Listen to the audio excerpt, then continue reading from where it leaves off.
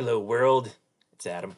Just wanted to come today to teach a simple lesson about the words near and far. When I was little, I would watch Sesame Street and Grover was on there, and I still to this day remember the lesson he did where he would start at the back of the room and he would be really far away, and then all of a sudden he would go and he would say these words, and I wanted to teach them to you too because they were so important, and I memorized them. But he would come really close to the camera, and he would say, near, and that means really close. It's almost close enough to touch. It's very near.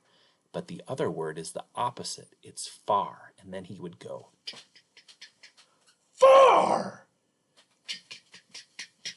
near, far. So anyway, I hope today you can learn and notice the difference when things are near or they are far away. So example of something that is very near, my water bottle, near the sun, the moon, and the stars, far away. I can still see them, but they are all far away.